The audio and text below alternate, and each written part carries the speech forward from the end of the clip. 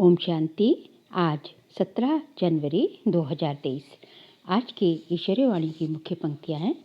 मीठे बच्चे, तुम इस पाठशाला में आए हो अपनी ऊंची तकदीर बनाने। तुम इस पाठशाला में आए हो अपनी ऊंची तकदीर बनाने। तुम्हें निराकार बाप से पढ़कर राजाओं का राजा बनना है। प्रश्न है, कई बच्चे हैं भाग्यशाली लेकिन बन जाते हैं दुर्भाग्यशाली, कैसे? उत्तर, वह बच्चे भाग्यशाली हैं जिन्हें कोई भी कर्म बंधन नहीं है, अर्थात कर्म बंधन मुक्त है। परंतु फिर भी यदि पढ़ाई में अटेंशन नहीं देते, बुद्धि इधर उधर भटकती रहती है, एक बाप जिससे इतना भारी वर्षा मिलता है उसे याद नहीं करते, तो भाग्यशाली होते भी दुर्भाग्यशाली ही कहेंगे। दूसरा प्रश्न है, श्रीमत में कौन कौन से रस भरे हुए हैं? उत्तर है, श्रीमत ही है जिसमें माता पिता, टीचर, गुरु सबकी मत इकट्ठी है। श्रीमत जैसे सक्रीन है जिसमें ये सब रस भरे हुए हैं। गीत बजा है, तकदीर जगा कर आई हूँ। ओम शांति। शिव भगवान उवाच, मनुष्य जब गीता सुनाते हैं तो श्री कृष्ण का नाम लेकर सुनाते हैं। यहाँ तो जो सुनाते कहते हैं शिव भगवान उवाच, खुद भी कह सकते हैं शिव भगवान उवाच, क्योंकि शिव बाबा स्वयं ही बोलते हैं। दोनों इकट्ठे भी बोल सकते हैं। बच्चे तो दोनों के हैं ना, शिव बाबा के भी और ब्रह्मा बाबा के भी। बच्चे और बच्चियाँ दोनों बैठे हुए हैं तो कहते हैं, बच्चे समझते हो कि कौन पढ़ाते हैं? कहेंगे बाप दादा पढ़ाते हैं। बाप बड़े को, दादा छोटे को अर्थात भाई को कहा जाता है, तो बाप दादा इकट्ठा कहा जाता है। अब बच्चे भी जानते हैं कि हम स्टूडेंट हैं। स्कूल में स्टूडेंट बैठे ही हैं तकदीर बनाने के लिए। हम पढ़कर फलाना इम्तिहान पास करेंगे। वह जिस्मानी इम्तिहान तो बहुत होते हैं। यहाँ तुम बच्चों की दिल में है कि हमको बेहद का पिता परमपिता परमात्मा पढ़ाते हैं। बाप इस ब्रह्मा को नहीं कहते हो, निराकार बाप समझाते हैं। तुम जानते हो हम बाप से राजयोग सीख राजाओं का राजा बनते हैं।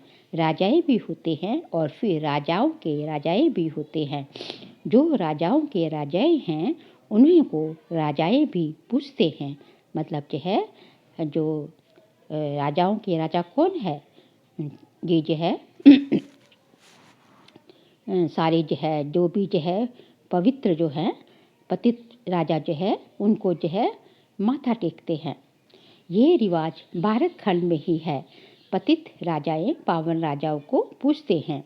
बाप ने समझाया है, महाराजा बड़ी प्रॉपर्टी वाले को कहा जाता है, राजे लोग छोटे होते हैं। आजकल तो कोई कोई राजाओं की महाराजाओं से भी ज़्यादा प्रॉपर्टी होती है। कोई कोई साहूकारों को राजाओं से भी ज़्यादा प्रॉपर्टी होती है। वहाँ ऐसे अनलॉफुल नहीं होता।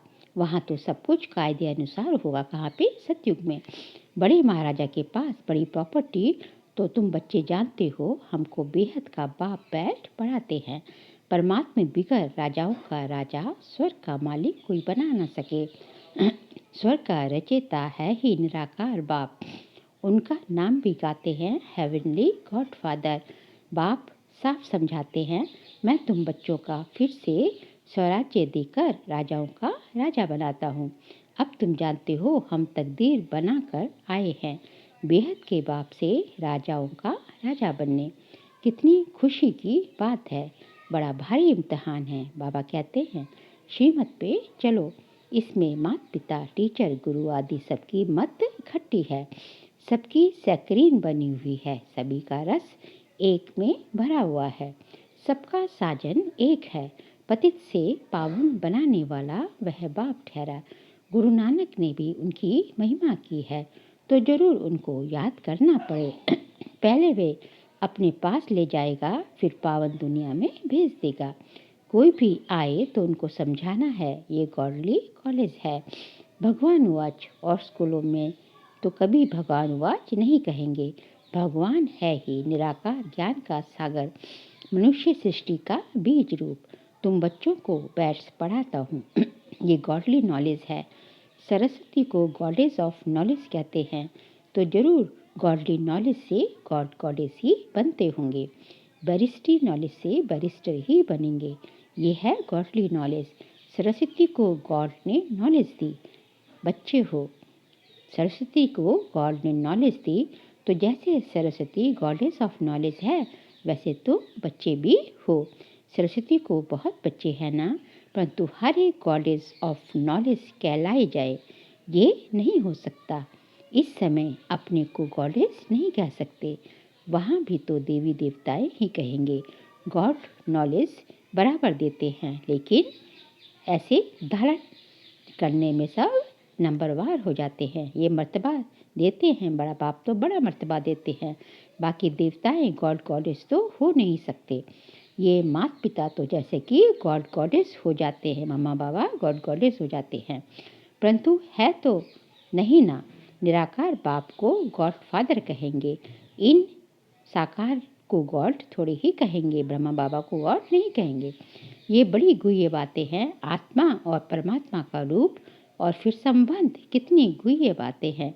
वह जिस्मानी संबंध काका चाचा मामा आदि तो कॉमन है, ये तो है रूहानी संबंध। समझाने की बड़ी युक्ति चाहिए। माता पिता अक्षर गाते हैं तो जरूर कोई अर्थ है ना। वह अक्षर अविनाशी बन जाता है, भक्ति मार्ग में भी चला आता है। तुम बच्चे जानते हो, हम स्कूल में बैठे हैं, पढ़ाने वाला ज्ञान का सागर है।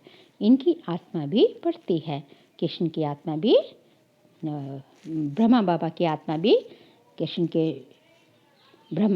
की आत्मा भी ब्रह्मा बाबा के रूप में पढ़ती है।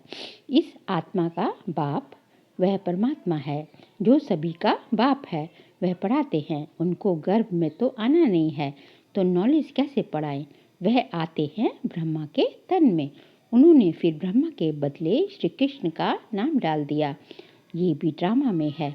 कुछ भूल हो तब तो बाप आकर इस भूल को करेक्ट कर अभूल बनाए।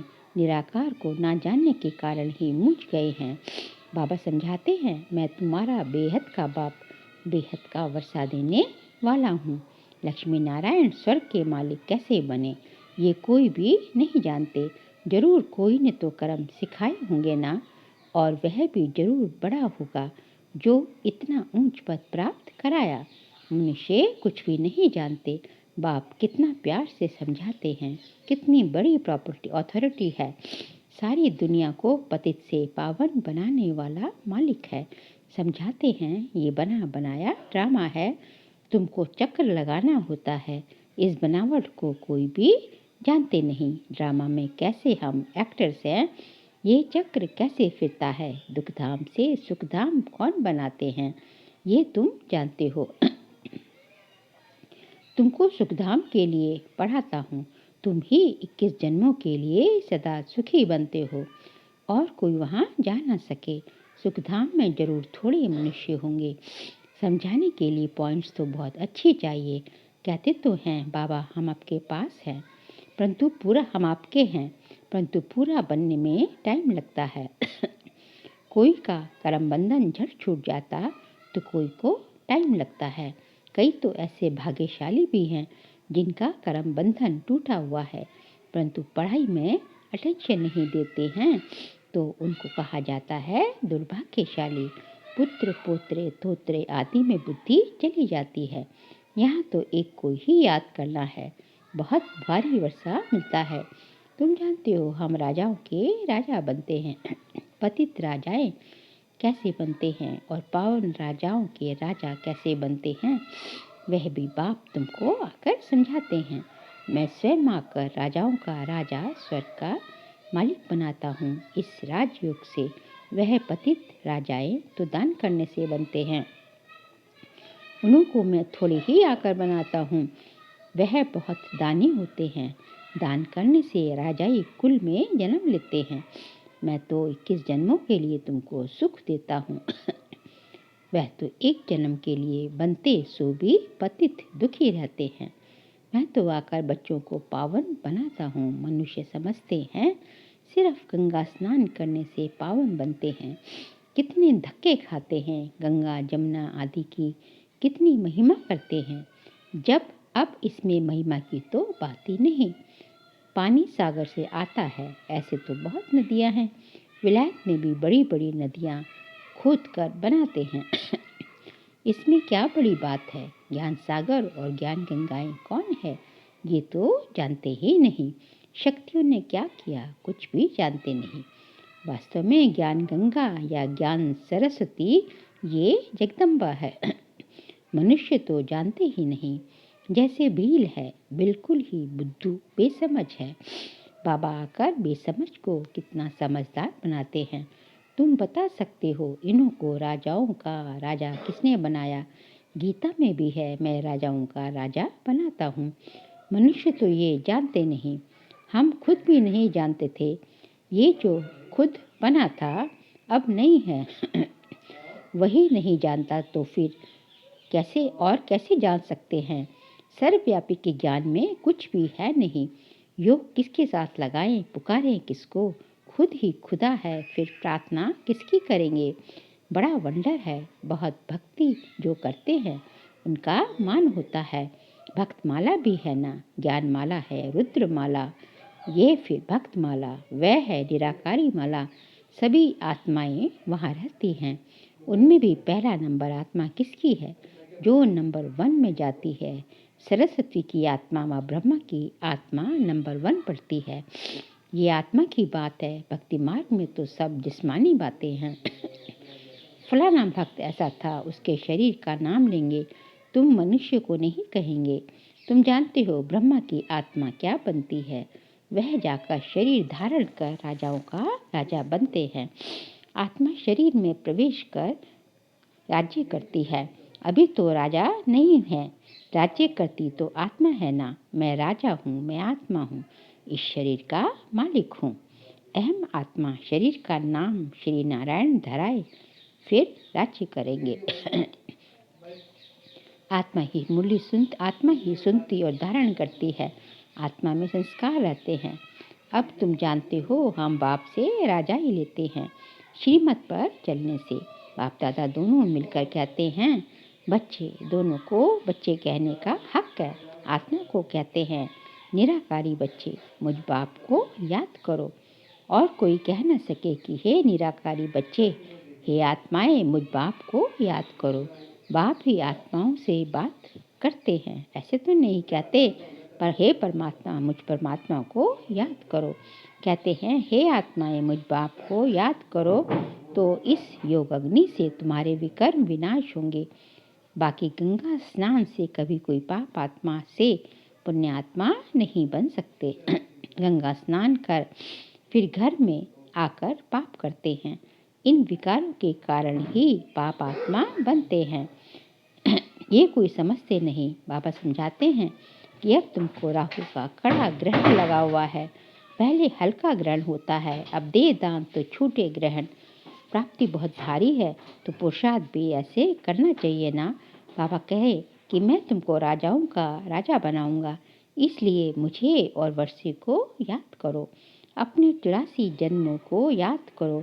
इसलिए बाबा ने नाम ही रखा है सुदर्शन चक्रधारी बच्चे। तो सुदर्शन का ज्ञान भी चाहिए ना। बाबा समझाते हैं ये पुरानी दुनिया खत्म होनी है, तुमको मैं नई दुनिया में ले चलता हूँ। सन्यासी सिर्फ घर बार को भूलते हैं, तुम सारी दुनिया को भूलते हो। ये बाप ही कहते हैं कि अशरीरी बनो, मैं तुमको नई दुनिया में ले चलता हूँ। इसलिए पुरानी दुनिया से, पुराने शरीर से ममत्व तोड़ो, फिर नई दुनिया में तुमको नया शरीर मिलेगा। देखो श्री कृष्ण को श्याम सुंदर कहते हैं। सतयुग में वे गोरा था, अब अंतिम जन्म में काला हो गया है। तो कहेंगे ना श्याम ही सुंदर बनता है, फिर सुंदर से श्याम बनता है। तो नाम रख दिया श्याम सुंदर। काला बनाते हैं 5 विकार रावण, और फिर गोरा बनाते हैं परमपिता परमात्मा। चित्र में भी दिखाया है कि मैं पुरानी दुनिया को लात मार गोरा बन रहा हूँ। गौरी आत्मा शरीर स्वर्ग की मालिक बनती है, काली आत्मा नरक की मालिक बनती है। आत्मा ही गोरी और काली बनती है। अब बाबा कहते हैं तुमको पवित्र बनना है। वह हठ योगी पवित्र बनने के लिए बहुत हठ करते हैं, परंतु योग बिगड़ तो पवित्र बन ना सके। या तो सजाए खाकर पवित्र बनना पड़े, इसलिए बाप को क्यों ना याद करें और 5 विकारों को भी जीतना है। बाबा कहते हैं ये काम विकार ही आदि मध्य अंत दुख देने वाला है। जो विकारों को नहीं जीत सकते वे वैकुंठ के राजा थोड़ी ही बन सकते हैं। इसलिए बाप कहते हैं देखो मैं तुमको कितने अच्छे कर्म सिखाता हूँ। बाप टीचर सद्गुरु रूप में योग बल से विकर्म विनाश कराए विकर्माजीत राजा बनाता हूँ। वास्तव में सतयुग के देवी देवताओं को ही विकर्माजीत कहा जाता है। वहाँ विकर्म तो होते नहीं। विकर्माजीत संवत और विक्रम संवत अलग अलग है। सत्युग त्रेता में है विक्रमाजीत संवत और फिर द्वापर से शुरू होता है विक्रम संवत। एक राजा विक्रम भी होकर गया है और विक्रमाजीत राजा भी हो गया है। हम अभी विकर्मों को जीत रहे हैं। फिर द्वापर से नए सिरे से विकर्म शुरू होते हैं। तो नाम रख दिया है राजा विक्रम। देवताएं हैं विक्रमाजीत। अभी हम वह बनते हैं। फिर जब देवताएं वाम मार्ग में जाते हैं तो विकर्मों का खाता शुरू हो जाता है। यहाँ विकर्मों का खाता चुकतू कर फिर हम विक्रमाजीत बनते हैं। वहाँ कोई विकर्म होते नहीं। तो बच्चों को ये नशा होना चाहिए कि हम यहाँ ऊंच तकदीर बनाते हैं। ये है बड़े से बड़ी तकदीर बनाने की पाठशाला। सत्संग में तकदीर बनने की बात नहीं रहती। पाठशाला में हमेशा तकदीर बनती है। तुम जानते हो हम नर से नारायण या राजाओं का राजा बनेंगे।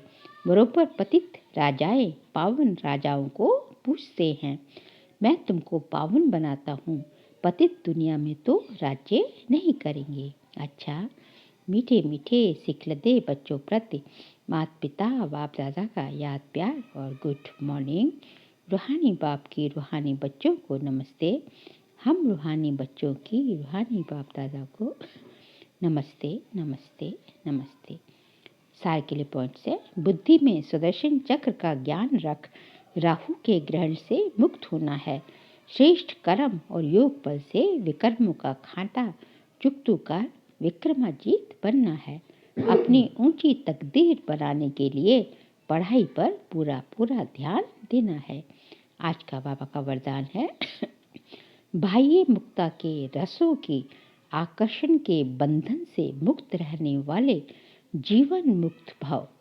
बाह्य मुक्ता के रसों की आकर्षण के बंधन से मुक्त रहने वाले जीवन मुक्त भाव।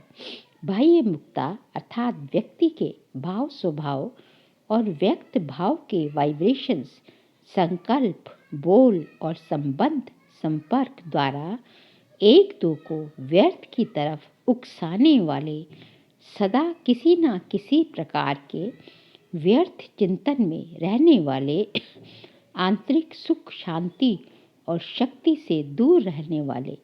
ये बाह्य मुक्ता के रस भी बाहर से बहुत आकर्षित करते हैं, इसलिए पहले इनको कैंची लगाओ।